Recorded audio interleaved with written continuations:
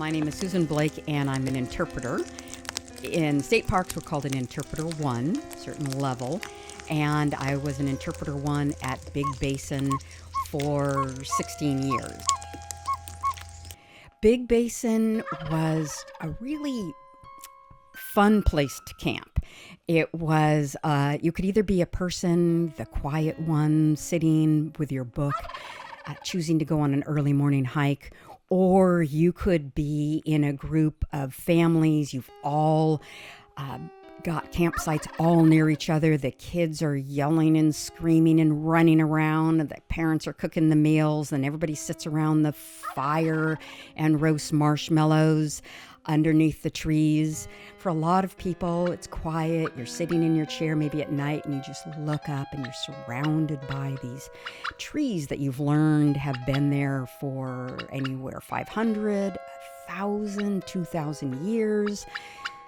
Stars are barely peeking in between all the canopy that's surrounding you.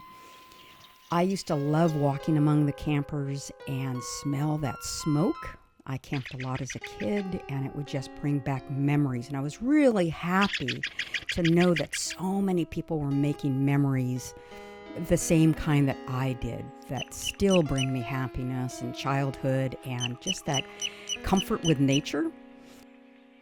When it opened way back in early 1900s, you didn't even have to pay. It was only open in the summer, and you could camp anywhere. The mother of the forest was popular, the father of the forest.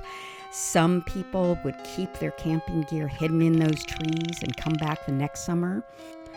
The mother, being almost 2,000 years old, had seen the native Californians come through.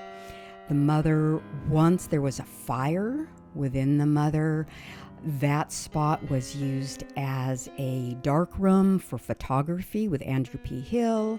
It was used as a place to camp for campers. It was used as a place of refuge to get away. It's called a goose pen, named because people used to be able to put their animals and just put up a little gate and keep some of the foxes and coyotes and raccoons away from their livestock. So the mother would have seen small fires, maybe a couple of big fires. The mother was certainly burnt on the bark, and storms would have just absolutely rattled the canopy, and it would have swayed in an arc that you wouldn't believe it could without breaking off. My name is Estrella Bibbey, and I have been a volunteer park naturalist at Big Basin for 20 years now. So I had never been to Big Basin, didn't really know a redwood tree from really any other trees. I didn't know that they were special to this area, and we had just moved to California a few months earlier. So we came to this birding weekend, and one of the activities was to get up before 5 a.m. and go into the main parking lot when all the other campers were asleep. And we gathered in the main parking lot, and we were told to look up into the blank space above the parking lot between the trees, and that we would see something really special. And they told us that this seabird was traveling in from the ocean, and we might see it dart across the open sky, just as it was barely getting light, and we would see maybe a marbled murrelet. And I had never really heard what that was, didn't really understand that, but we were told to look for this little cigar-shaped bird with wings, and it's going to be really fast, and it'll dart over, and the main feature is we'll hear this little seagull cry in the redwoods. So they said, listen for this little keer, keer, which you would expect to hear about 13 miles towards the ocean. And so I did that. It is dark, and we're cold, and it is still, the sun hadn't even come up yet, and we're all huddled together, us amateur birders, and we're with some experts, and we look up, and we actually saw this bird dart across the sky and heard that seagull kind of cry in the redwoods. And we were told that these are seabirds that come all the way into Big Basin, and they look for old growth branches to nest on.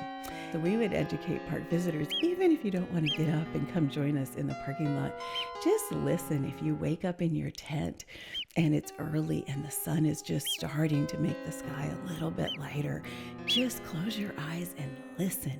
And if you hear a little here in the park while you're still in your tent, you know that this amazing, marvelous experience is happening way up in the treetops with these marble murrelets that are trading places to sit on that one egg a year, or they're bringing in a little silverfish all the way from the ocean to feed their chick.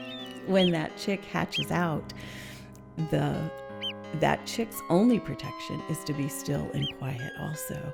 And it's sitting on a bare branch in a redwood forest. And there's no nest. It could fall off, but it instinctually knows to be still and quiet. Its main predators are the corvids, the ravens, the crows, the Steller's jays. They will attack the egg or the chick if they can get a hold of it. They will fight off a parent bird from the nest if they can. Its threat is all those corvids in the park. You can imagine how endangered this bird is in our area, especially because of the lack of old growth forest. With Big Basin being the southernmost nesting habitat for the marbled murrelet, historically, the 2020 CZU fire was very impactful on the park. It really changed the landscape of what the park looks like, and even today, 3 years later, it is still quite different.